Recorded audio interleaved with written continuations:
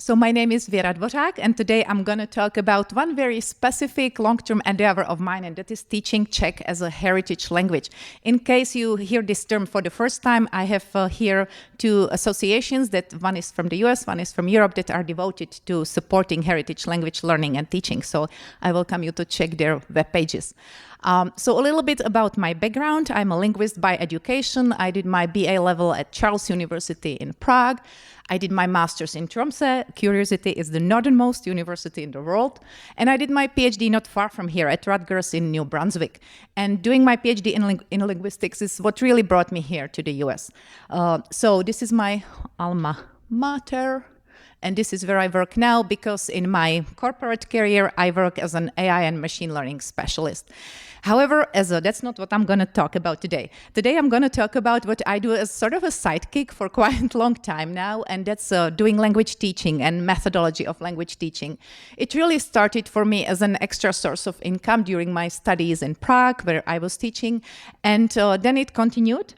And I have really varied experience in language teaching. In Prague, I was teaching English and Czech as a foreign language.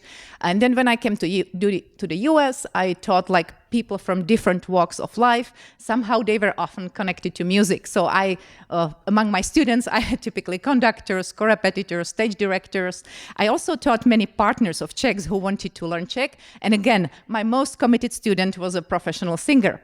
For half a semester, I taught elementary Czech at Columbia, at Hamilton Hall, for nobody else than Christopher Harwood.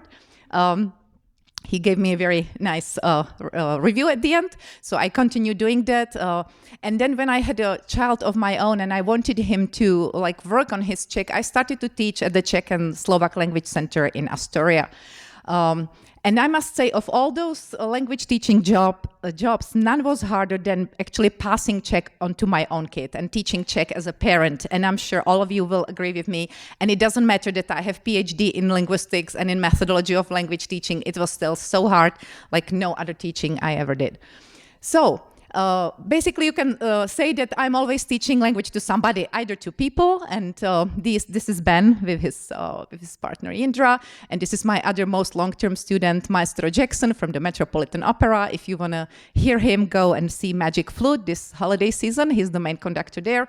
Or I am teaching language to computers, to AI here. This is not how AI looks. This is how it thinks it looks.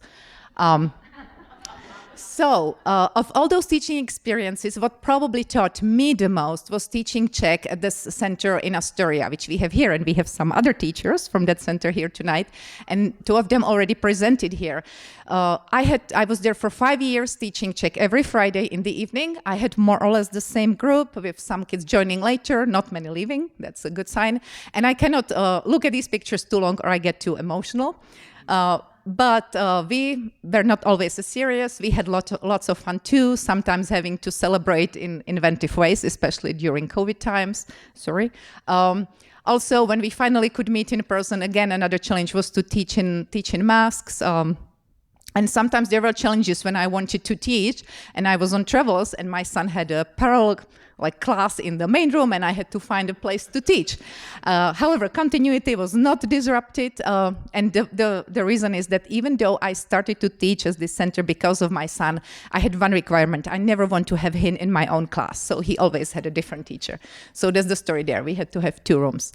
And then in 2021, I started an online course for teenagers. This was not my idea. I was actually approached by a few parents of kids who left from the traditional school. But then after taking a break for some time, the kids wanted to continue, wanted to do something, not to forget their Czech, to actually improve it. And that's when I started to teach. This is actually a part of my very first group, and the composition changed over years. And when I started to teach, I had to really ask myself a question: how to motivate these American teens with Czech background to study Czech, because sometimes their parents were more motivated than the kids themselves. In other words, is there anything that makes these kids special when it comes to heritage language acquisition, such that you should account for that when designing your classes? And indeed, there are a few things, so I would like to go through them here tonight, because I think it could be insightful for you as well. So definitely challenge number 1 is the lack of time, which I have too. And that's because these teenagers, they are really some of the busiest of the people you know. Their calendars are super busy. They have all these after-school activities, so you need to account for that.